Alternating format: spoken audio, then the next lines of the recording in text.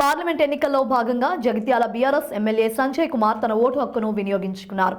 ఈ మేరకు ఆయన తన సొంత గ్రామమైన జగిత్యాల మండలం అంతర్గంలో ఓటు వేశారు. కాగా ఆయనతో పాటు భార్య రాధిక, మాజీ మంత్రి రాజేశం గౌడ్ కూడా వారి ఓటు హక్కును వినియోగించుకున్నారు. ప్రతి ఒక్కరూ ఓటు వేయాలని, ఓటు వేయడం మనందరి బాధ్యత అంటూ ఎమ్మెల్యే సంజయ్ పిలుపునిచ్చారు.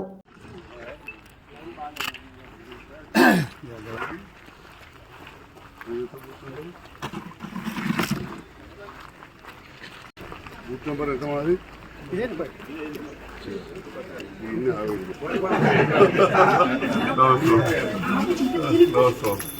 अरे मर्यादा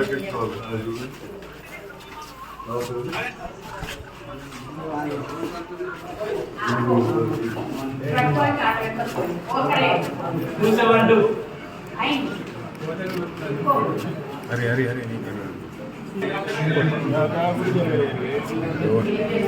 बाप मिला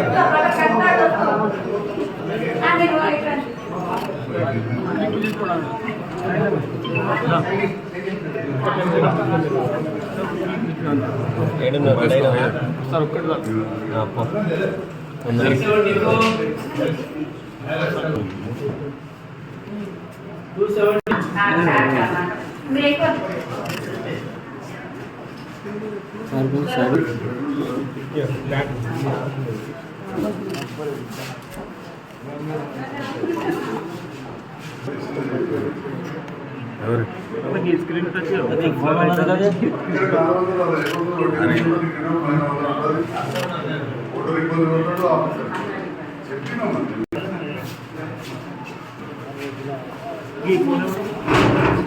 लोकल को सब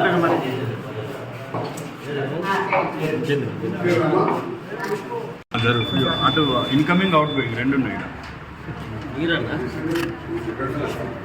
దాదాపు 200 మంది పోలింగ్ బూత్ వచ్చి ఓటు వినియోగించుకోవడానికి పెద్దలు, యువకులు ఎప్పుడైనా కానీ గత ఎన్నో ఎన్నికలలో లాస్ట్ 3 ఎన్నికల్లో అయితే ప్రత్యేకంగా బీఆర్ఎస్ పార్టీ అభ్యర్థి అయిన నాకు బ్రహ్మాండమైన మెజార్టీ ఇచ్చారు. ఈసారి కూడా బాజిరెడ్డి గోవర్ధన్ గారికి కారు గుర్తుపై ఒకటి మంచి మెజార్టీ ఇస్తారని ఆశిస్తాను. గత అసెంబ్లీ ఎలక్షన్ల తర్వాత నేను ఒక లెటర్ కూడా పంపించేటి అప్పుడున్న రిటర్నింగ్ ఆఫీసర్కు.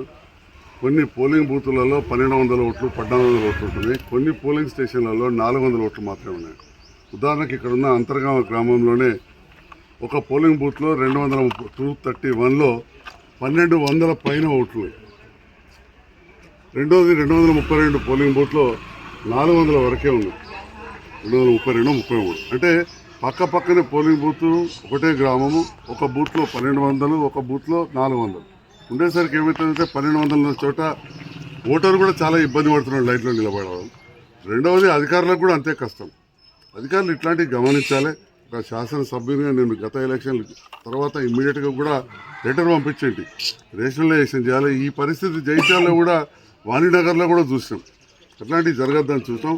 ఓటరు ప్రజాస్వామ్యబద్ధంగా వాళ్ళ మనసు ఎటుంటే అటు ఓటేస్తారు. కానీ స్వేచ్ఛగా ఓటేసుకోవాలంటే అక్కడ పరిస్థితులు కూడా అధికారులు అట్లా కల్పించాల్సిన అవసరం ఉంటుంది. ఎలక్షన్ కమిషన్ ఇన్ఛార్జ్ వారు మరి ప్రత్యేకంగా ఈనాడు పెద్దలు మాజీ మంత్రివర్యులు రాజేశం గౌడ్ గారు, మేము ఉదయాన్నే వచ్చి ఇక్కడ ఓటేయడం జరిగింది. ఓటింగ్ సరళి చూస్తే బీఆర్ఎస్ పార్టీ అభ్యర్థి విజయం ఖాయం బాజిరెడ్డి గోవర్ధన్ గారిని చెప్పి తెలుస్తూ ఉంది.